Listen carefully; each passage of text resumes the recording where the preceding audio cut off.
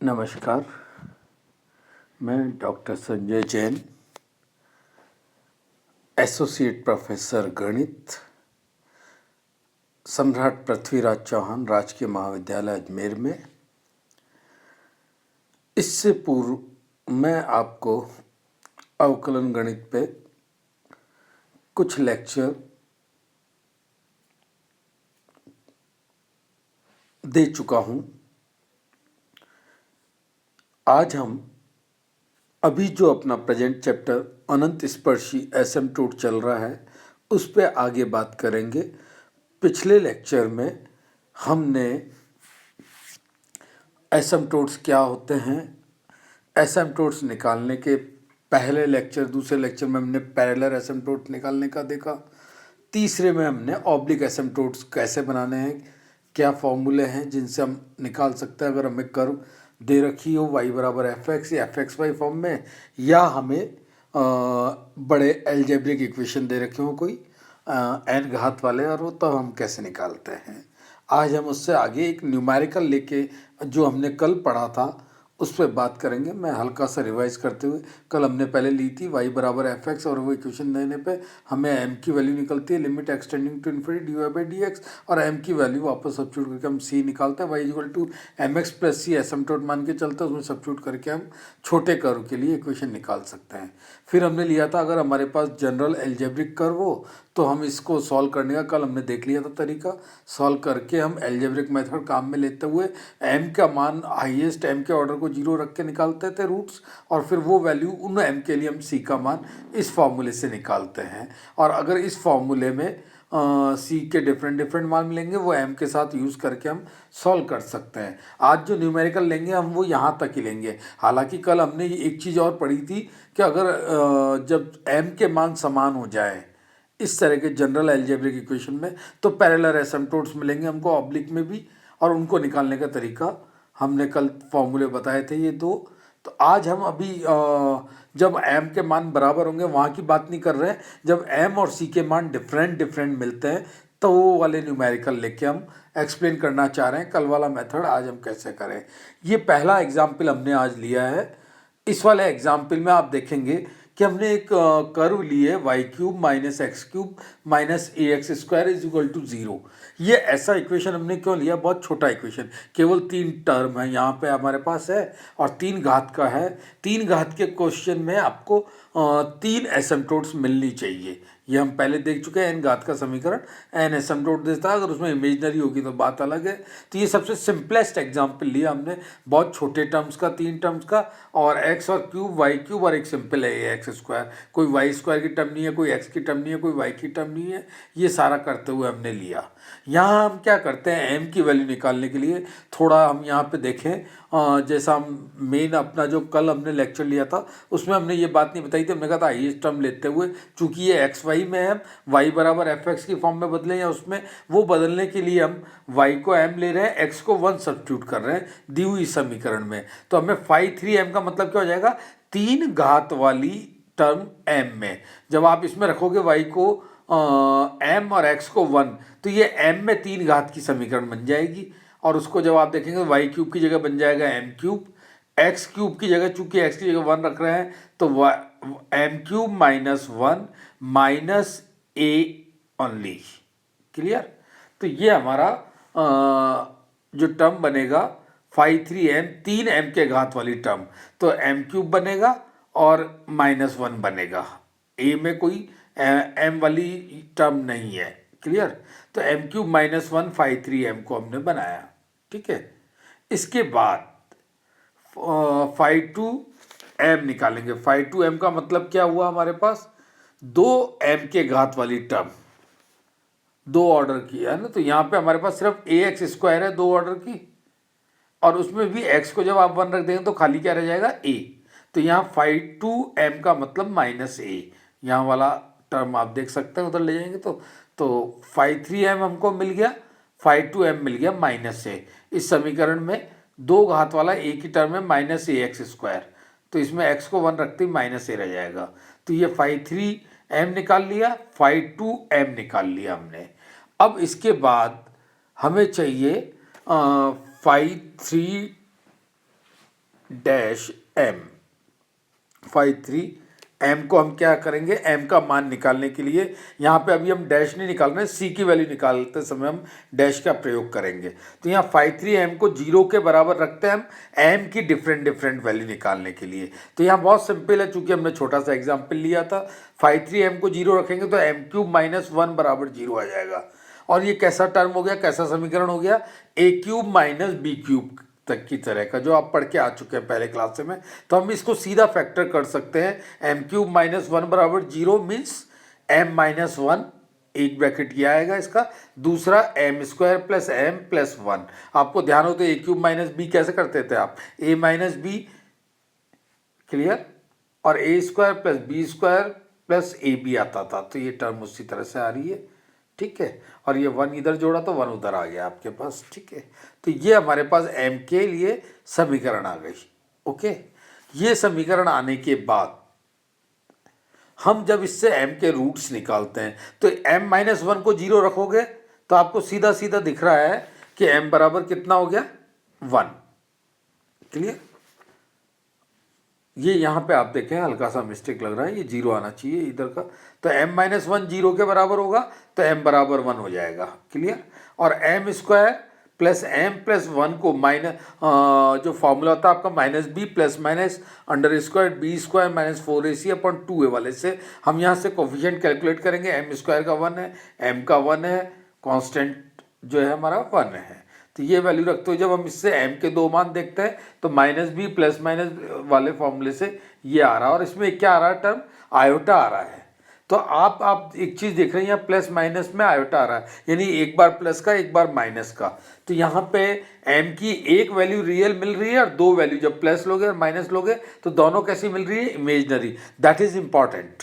तो m का एक मान रियल मिल रहा है और दो मान इमेजनरी मिल रहा है। टोटल m के मान तो 3 मिल रहे हैं पर एक रियल दो इमेजनरी। इसका मतलब ये जो कर्व हमने बहुत छोटा लिया था, इसमें एक ही m का रियल मान मिल रहा है तो आपको एक ही इसकी रियल एसिम्पटोट मिलेगी और दो कैसी होंगी, इमेजनरी पे होंगी। आप कैलकुलेट एक ही करनी है अब आपको, क्लियर, m बराबर 1 पे, क्योंकि इमेजनरी m के लिए c का मान नहीं मिलेगा आपको।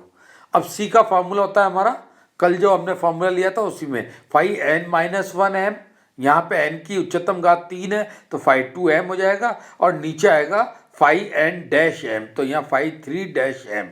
फाई 3 m आपको दिया हुआ है, इसको डिफ्रेंशिएट कर दीजिए m के रेस्पेक्ट में, तो आपके पास आ जाएगा 3m स्क्वायर माइनस 0, तो 3m स्क्वायर आ जाएगा नीचे, और फाई 2m है माइनस ए के बराबर, तो माइनस ए अपॉन 3m स्क्वायर आ गया c के बराबर। लेकिन m का एक मान लेना जिसकी वैल्यू है 1। तो जब आप m बराबर 1 पे लेंगे तो यहाँ m को 1 रख देंगे तो आपके पास c की वैल्यू आ जाएगी, यहाँ क्या है, माइनस है बाहर और a भी माइनस है, दोनों मिलके प्लस हो जाएंगे, a/3m स्क्वायर, ओके। तो m बराबर 1 पे c की वैल्यू आ रही है कैलकुलेट होके a/3, तो m 1 हो गया, c a/3 हो गया, और दो इमेजनरी रूट हैं। तो सीधा सीधा जो एसिम्पटोट होता है वो क्या होता था, y equal to mx plus c। यहाँ पे m का मान 1 है तो y बराबर x रह जाएगा, प्लस c की जगह कितना है, a/3। तो ये एक रियल एसिम्पटोट आपको मिलेगी, y equal to x plus 3, जो ये समीकरण मिल गया आपको। ये एक ही मिलेगी, दो कैसी है, इमेजनरी। ये सबसे छोटा एग्जाम्पल लिया जिसमें एक ही m का मान मिल रहा है, इसलिए एक ही हमने निकाला। नेक्स्ट एग्जाम्पल हम इससे थोड़ा बड़ा ले रहे हैं, हमें समझने की दृष्टि से चल रहे हैं। सबसे पहले एक छोटा एग्जाम्पल लेके हमने m और c को कैसे कैलकुलेट कर रहे हैं, और बहुत छोटे छोटे टर्म वाले लिए ताकि हमारा phi 3m, phi 2m, phi 3 dash m, और ये आसानी से कैलकुलेट हो जाए, ओके। नेक्स्ट एग्जाम्पल ये देखिए, अब हमने बहुत टर्म ले ली सब तरह की। 4x square minus x square y minus 4x y square plus y square plus 3x square plus 2x y minus y square is equal to 7। काफ़ी सारे टर्म हैं इसमें, ओके। और वैसे आप देखें तो जो हाईएस्ट टर्म आ रही है 4x cube, x square Y का भी ऑर्डर 3 हो रहा है, एक्स वाई स्क्वायर का भी 3 हो रहा है, और वाई क्यूब का भी 3 हो रहा है। इसके बाद दो दो घात वाले हैं, और एक घात की इसमें भी हमने लिए ही नहीं है इसमें भी। तो ये भी एक बहुत बड़ा एग्जाम्पल लिए, मीडियम क्लास लिया जिसमें 3 वाले हैं और 2 वाले हैं। फाई 3m वापस वैसी x को 1 रख रहे हैं, y को m रख रहे हैं, तो जब इसमें x को 1 y को m रखेंगे, तीन तीन घात वाले टर्म ले लें तो आपको मिल रहा है 4 minus m minus 4m square plus m square. ये तीन घात वाले m के टर्म को जो मिलेंगे आपको वो मिल रहे हैं हमें। ओके, 5 दो घात वाले m के, वही x को 1 रखा y को m रखा, तो 3 + 2m माइनस एम स्क्वायर, और एक घात वाला है और वो है नहीं। और m की वैल्यू निकालने के लिए हम क्या करते हैं, हाईएस्ट ऑर्डर वाला जो हमारा आ रहा है 5 3m, उसको 0 के बराबर रख देते हैं, यानी कि 4 - m minus 4m square plus m cube बराबर 0। यहाँ आप देख रहे हैं कि फैक्टर बनाने हैं हमें, और दिख भी रहा है 4 - m और 4m square plus m cube minus का 4m स्क्वायर। तो सिंपल सा m पहले वाले में आप लेंगे 4 - m में एक फैक्टर बन रहा है और m कॉमन लेंगे तो फिर ये बन रहा है m - 4 में। तो ये दो फैक्टर हमारे पास आ गए, m - 4 m स्क्वायर - 1 बराबर 0। जब आप इनको 0 के बराबर रखेंगे तो पहले फैक्टर से m बराबर 4 मिलेगा और दूसरे फैक्टर से m के दो मान प्लस माइनस 1 मिलेंगे। ओके, तो दो मान प्लस, और तीनों मान कैसे मिल रहे हैं, रियल, एक भी इमेजिनरी नहीं है इसमें। तो m के 3 रियल मान के लिए c के 3 मान हमको निकालने हैं। m के 3 मान हमको मिल चुके हैं, 4 प्लस का 1 और माइनस का m 1। अब हम ले रहे हैं c का फॉर्मूला, तीन घात वाली टर्म के लिए लेना है, तो ये आ जाएगा c बराबर -5 अपॉन 5 3 m। ओके, इसमें 5 का वैल्यू रख दिया और 5 का वैल्यू रख के, और अगर m कॉमन आ रहे हैं वो आ रहे हैं, कैंसिल कर करा के ये फैक्टर हमारे पास बचा, c आ गया इन टर्म्स ऑफ m।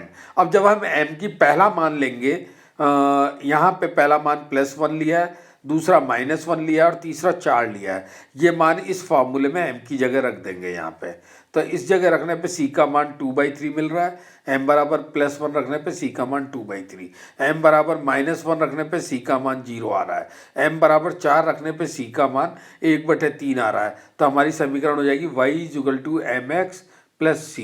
तो m का मान तो आ रहा है 1, तो यहाँ हमने 1 रख दिया, और c का मान आ रहा है 2/3, तो ये हमारा हो गया x y = mx + c।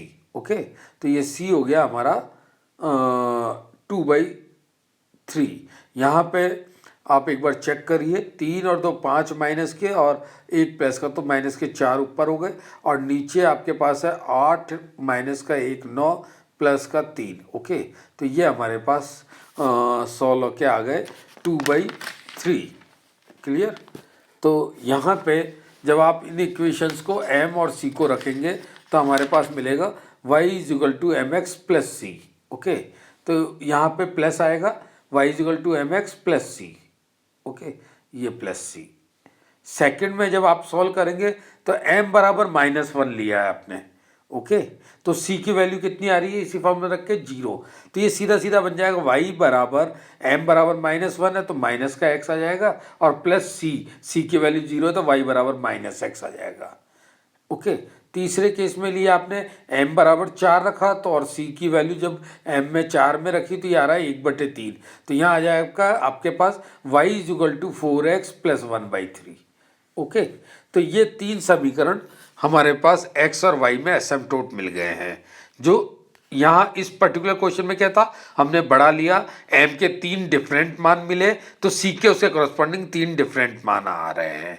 तो यहाँ y बराबर x mx + c आएगा पहली इक्वेशन में, ये थोड़ा सा टाइपिंग मिस्टेक हो रहा है, यहाँ प्लस है, और सेकंड में y बराबर -x, और थर्ड में y बराबर 4x + 1/3।